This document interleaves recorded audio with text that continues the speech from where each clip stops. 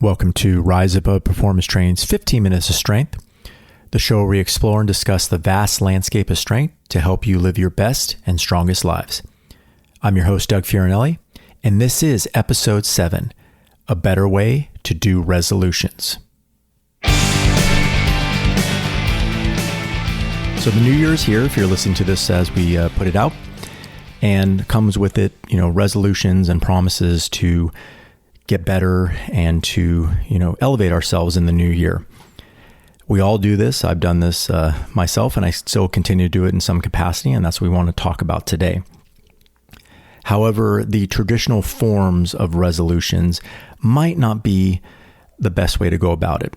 Let's take the old example of I'm going to lose 15 pounds this year, or I'm going to lose weight, make it really generic. Without a plan or without consistent affirmations or reassurance or goals, you may not reach them. Typically, a resolution is gone by the wayside by the second week of February, 80% of them. So we're 3 weeks into the new year and you're gone, and you're probably either feel bad about yourself and you just kind of revert back to what you're doing previously, or, either use it to ignite something and find a better way. I myself have been finding ways to kind of tool the way I make resolutions or goals and try to just make them better and make them achievable. And today I'd like to go over that with you in hopes that helps you out with whatever you choose to do. I like to talk about goals rather than resolutions because I feel like we want to frame the positive. Resolutions aren't necessarily positive nor negative, but usually it's taking a negative and turning it into a positive. So let's say I want to lose weight. We'll keep it generic. You're saying that your weight you're currently at is negative and it's affecting you in some way. It may be. You may be, overweight and you can't do certain things like play with your kids or play sports, or your knees are aching and you have pre-diabetic conditions and you want to kind of get a hold of that. Okay. Definitely we can do better.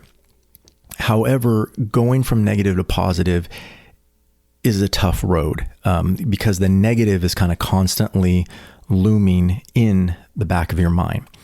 When you set a goal, it's usually a positive outcome, and you don't focus on the starting point of negativity. You focus on the starting point of 0. This is where I'm at. So my baseline is 0, and I'm reaching a goal. So instead of saying, I want to lose weight, you're going to be like, I'm going to get my cholesterol or blood sugar manageable. I want to get it to this number. You're starting at a certain number and you're going to go to a different number. Or I want to bring my weight down 5 pounds. You're starting at a certain baseline. It's not negative. It's not positive. That's where you're at. And you're striving to go to a better place. So a goal list might be a little bit better way to go. The way I've been doing goal lists is making it categorized, first of all. Instead of just writing 30 things I want to do and just making it all over the place, I subcategorize everything. And I make sure I only have 3 or 4. And some are more challenging than others. Some are simple that I know I can complete. When you have those types of goals and you complete them, there's really honestly, not too many better feelings than that. You're like, yes, I can do this. It's affirmation that you can achieve something when you put your mind to it. And it also helps keep the fire going to achieve those other goals. So I usually have a small goal. I have, a goal that's attainable, but it's going to probably take a few months or some time. And then I have a stretch goal that if I hit it, it'd be awesome, but I'm striving towards it. It might take, 2 years. It may not happen in those 365 days. So with my goal list, I personally write it down. I know some people do the phone thing or something else with technology. I still have it on pen and paper, or I type it up and I have it with me, and it's with my daily calendar that I bring out and kind of look at almost daily. I also categorize them, like I said, and I'll go into that in a second. And I don't necessarily have a timeline, kind of like how I alluded to, because I have the different types of goals. Some are short-term, some are long-term, and some are challenge or stretch that may not happen at all. Most of my goals are not time sensitive. As I mentioned, some will happen, quickly. Some are hopefully to be done in the year, and then some are stretch goals that may not happen at all. So I don't really put time sensitive stamps on these goals. However, as I explain a little bit secondary to what I do with these goals that I make for the year, I'll kind of explain more that the time sensitiveness comes into play there. Also, what I do is categorize them. So I have a list. One block of goals right away is going to be business. So those are going to be the 3 things I want to do for the business that year. I haven't completed my goal list. Yes, I know we're in end of January, but I'm kind of constantly retooling them, refining them. But 1 carried over from last year. Actually, 2 carried over from last year. 1 was to get my merchandise online. So I'm starting to sell off some of the stuff I have here. I just don't want to hold inventory and ship it out myself. So I'm going to work to get things online. So that's number 1. My second one is to get some type of therapy or physical therapy going back at the gym, and to get that going again. And I'm kind of toying around with whether I want to personally employ someone or to do an independent contractor. So I have to research that. That was my stretch goal last year. It didn't happen. I did do research and I did talk to a few people. So that's going to be my goal this year, to get that done at some point. And then I have smaller goals, which are going to be, continuing to be safe, maybe get a few clients, kind of establish the athlete training program. I have the toughest one with that is when the seasons change, I lose a few. So it's just trying to keep that steady and constant. So that's kind of my goals for business. Next is I do financial goals. And mostly those are, not specific numbers in a sense. They're just like savings goals. So 1, I want to save a certain amount of my paycheck for, general savings, and also investing and 401k. As a small business owner, you have to do everything yourself. You don't get those things. So you have to set aside money and pay yourself first. So it's not necessarily, I want my portfolio to be X amount of dollars by the end of the year, but it's like, I got to save these things and put away every month. I noticed before I was doing this a few years ago, certain funds would, I'd look at me like, I don't really have the money to put into that fund this year, so I'm just going to hold off. And right now I don't do that anymore. Even if it's only $100 going into a fund that I wanted to fund, I have to fund that. I feel good about that. And that's money I'm not going to touch, and that'll help me down the road. And then I have, more personal goals. So let's say I want to do a certain event, like I want to do a kettlebell competition, or I want to compete personally. I don't want to run a marathon, but it can be things like running a marathon or something that kind of gets you physical and gets you out of your comfort zone.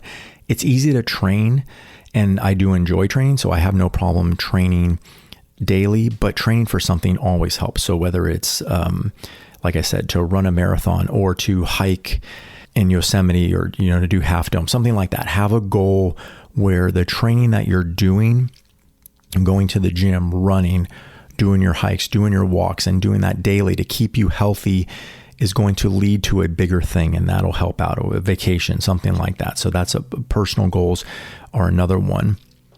And then, have family kind of couples goals that we want to go over. So those are the big kind of categories that I have, and I kind of put 3 sub goals within each one that I want to achieve, and I have that list in front of me. Now, to achieve those goals, I make a weekly list of things I need to do, and I divide that up, and I'll explain how I'm going to do that. Again, it's written down and it's in front of me every week. So I basically take a sheet of 8.5 by 11 paper, and I draw a line down the middle, and then I draw 2 lines horizontally across. So I have 6 boxes, and I categorize those. The top left box is just things I got to do, like errands. The one that's always in there is go to the bank. I still go to the bank. I know everything is not completely digital at my work.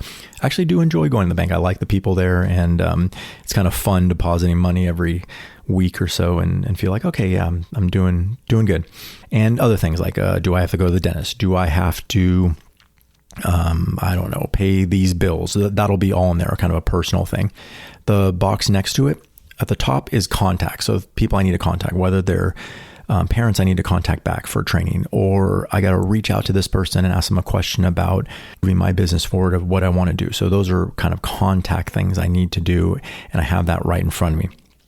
If we shift down to the middle of the paper, on the left-hand side box are programs. So I still write individual programs for all my athletes, and they come up every 3 to 4 weeks. So those are a list of people I have to write their programs, and I write their name and the day that their program is due. And then I have a little box that I check off once it's done.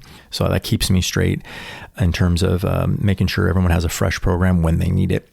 To the right of that is going to be content. So whether it's YouTube videos or podcasts like this, or it's going to be a newsletter I got to get out. That's the content I put in. I have like multiple boxes where you write it or shoot it, edit, and then post it. So I have those written down, and those are for the week or maybe 2 weeks I can kind of get away with.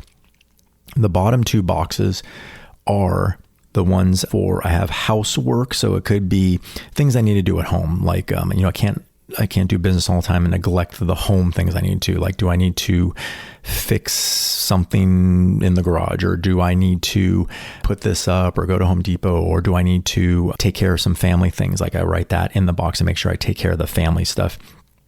And then the bottom right is going to be little business things I need to take care of. Like, they're a little more generic. It's like, okay, I got to plan this program, or I got to do research on opening a physical therapy business. So those are the other things I need to do for the week to kind of get that taken care of as well. So I found this to be very manageable. And like I said, I like to put little check boxes there and check them off. The things I don't get to do, like let's say I'm just starting to make content again for the new year, and I did have a lot of that in my box, and I didn't get to check a lot off going, these last few weeks here. I just carried it over, but I know I will get it done at some point because it's staring me in the face. To kind of recap, when you're making, a set of resolutions, let's make goals this year.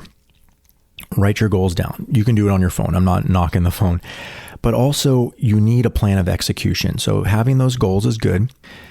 Making them attainable, maybe with a little stretch, is good. Don't have too many, maybe 10 at the most. And then have your weekly or daily things to do where you chip away.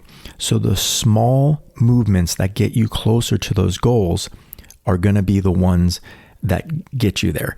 By staring at something and being like, I need to lose weight. Okay, how am I going to do that? That could be really daunting. The first step is always one of the hardest. In losing the weight, let's say, on your weekly sheet or your daily sheet, you have, okay, I'm going to go to the gym 3 times a week. I'm going to cook at home, 5 days out of the week, or I'm going to go to the store or eat veggies, something like that. Those little things accumulate to help you achieve those goals. For me, it's like, okay, I got to do 2 hours of work or research on physical therapy businesses. So I got to do that. And then hopefully that chips away, that sets me in the right direction. And that gets me going towards opening physical therapy again. With the merchandise thing, I put in my contacts. I have to talk to my web designer to have her integrate the business kind of drop shipping thing into the website, because I can't do that. I mean, if I did learn how to do that, it would take me forever. So things like that. So again, have your goals, have your weekly action sheet of what you got to do to help chip away, and then kind of constantly look back at your goal sheet maybe once a week to see if you're going there and seeing if you're in a good place. And lastly, keep it positive. You want to reward your progression. Losing 15 pounds, let's say, reward yourself in a sense that, of a sense of accomplishment, not necessarily reward yourself with desserts or anything. But if you lose 2 pounds, awesome. That's reassurance that you are going in the right direction. If you, get your website taken care of, or you took some new photos or had some ideas for merchandise, great. That's a step towards opening your online store. So these little things have to be seen as victories. Yes, you don't want to dwell on them too long, but yeah, these are affirmations that things are working right and you're going in the right direction. So I want to thank you again for listening today. We'll have definitely more of these coming in the future here. So please subscribe to the podcast on all the major platforms. Also check out riseabovestrength.com, and you can sign up for the monthly newsletter that I put out, and it talks about the articles and videos and also the podcast that I put out. And check out the YouTube channel, Rise Above Performance Training. A lot of videos up there. Been doing that for 10 plus years. So, a lot of things in terms of training and workouts. And again, I want to thank you for listening today. And remember, all the strength that you need is on the inside and reinforced on the outside. Let's have a great year, everyone. We'll see you next time.